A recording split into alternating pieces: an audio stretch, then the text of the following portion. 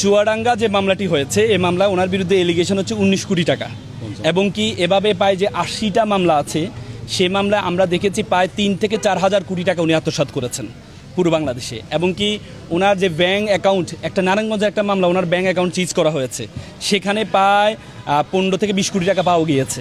হ্যাঁ, এবং কি উনি যখন দেখেন যে কেউ ভালোভাবে ওনাকে চাপ দিয়ে ধরেন উনি তখন পেমেন্ট 2 কোটি 3 কোটি টাকা পেমেন্ট করছেন।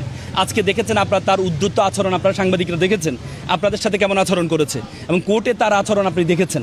কোর্টে যেভাবে যিনি আয়ু ছিলেন আয়ুকে যেভাবে উনি ধমক দিয়েছেন ওপেন কোর্টে, তার মানে উনি যে ওনার যে ক্ষমতার, আমরা বিজ্ঞ আদালতকে বলেছি তো ওনার ক্ষমতার ব্যাকগ্রাউন্ডটা কী, উনি যে এত এই পর্যায়ে এসে নতুন বাংলাদেশ হওয়ার পরেও এত ক্ষমতার দাপট দেখাচ্ছেন ওনার ব্যাকগ্রাউন্ডে কী আছে।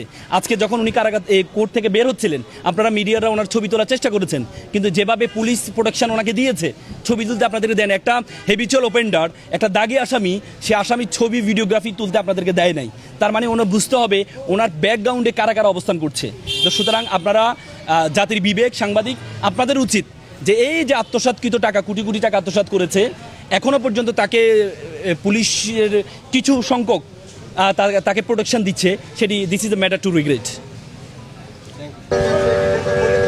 আমি লিটন কুমার আইস, আমার মানিকগঞ্জ ঘিওরে রাধিকা অয়েল মিল আমার ব্যবসা প্রতিষ্ঠান। আমি আজকে আপনি দেখলেন এই মহোদয়ের সাথে আমি 4-5 মাস ব্যবসা করেছি। উনি ধর্মীয় অনুভূতিতে ধর্মীয়ভাবে আমাকে কিডন্যাপ করছে। উনি একজন হিন্দু মানুষ এবং ওনার নাম মহাদেব, এবং আমি ঘিওরে একটি শ্মশান করেছি, সেখানে একটা মহাদেব মন্দির করেছি। সেই মন্দির উনি এটাও জানে যে আমি ওখানে একটা মন্দির করেছি। উনি বলতেছে আমি তো মহাদেব, আপনিও মহাদেবের ভক্ত, তাহলে কি আপনি আমার ভক্ত হতে পারেন না? এইভাবে আমার পুরো বায়োডাটা, এবং উনি যে মানিকগঞ্জ ছিল, মানিকগঞ্জ বাসা ভাড়া করে আমার সাথে এই দুর্ঘটনাটা উনি ঘটাইছে। প্রথমে আস্তে আস্তে মাল নিতে নিতে বিভিন্ন পর্যায়ে লাস্টে উনি বললো যে এই কয় গাড়ি মাল দেন, আমি 1 মাসের বাকিতে।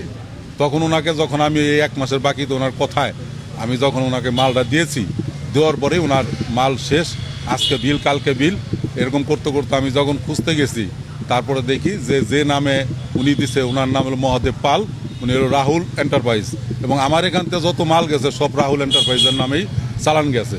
উনি সেই মাল যশোরে, কেশবপুর বা চুয়াডাঙ্গা বা মাগুরা বিভিন্ন জায়গায় ওনার লোক সেট করে সে আমার চালান নিয়ে ওই ওনার যে চালান ব্যবহার করে অন্য জায়গায় মাল দিত। এইভাবে উনি এই পত্র, আমি আবার একদিন জিজ্ঞাসা করছি ওনাকে যে এইভাবে আপনি মাল করেন, বাকি বাবু আমার ঘরের থেকে আবার অন্য জায়গায় দিতে গেলে অনেক টাকা ক্যারিং খরচ, অতএব এর জন্য আমি ডাইরেক্ট দিতে পারলে আমার এই লাভটা হয়। হ্যাঁ, তখন আমি আমার কাছ থেকে সরষের তেল, ভুট্টা, তারপরে মুসুরির ডাউল, এই ভুট্টাটাই বেশি নিচ্ছে।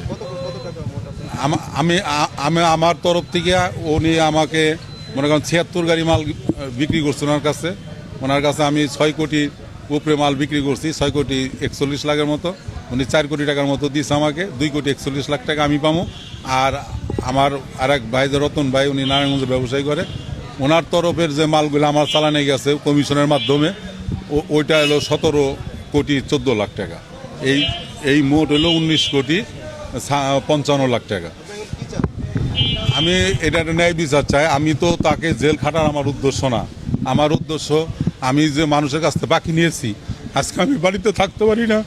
আমার বাড়ির মানুষে আমার গাড়ি নিয়ে গেছে, আমার বাড়ি ঘর ভাঙচুর করছে, আমার স্ত্রীর গয়নাপত্র সব নিয়ে গেছে মানুষ। আমি এখন বিটা 6-7 মাস যাবৎ, আমার ছেলেটা ইউনিভার্সিটিতে লয়ের পরে, আমার মেয়ে উন্নত পড়ে, আমার কোনো সংসার নাই, সব আমার শেষ করে দিছে। আমি এমন অবস্থার মধ্যে জীবনযাপন করতেছি, মানুষ বলে যে তুই টাকা দে, তুই টাকা নিচ্ছস, তুই টাকা দে। ও কি করলো না করলো এটা আমরা তো ওর কাছে বিক্রি করি নাই। এখন আমি দিশার হয়ে গেছি, আমি মরার জন্য 2 দিন চেষ্টা করছি, তবু আমি মরতে পারি নাই। ছেলে মেয়ের দিকে তাকিয়ে আমি আপনাদের সবার কাছে বলি, আমার এই ন্যায্য টাকাটা যদি মানুষের ঋণটা আমি শোধ করতে পারতাম, আমি কোনো রকম ডাল ভাত খায় কটা দিন বাঁচতে পারতাম।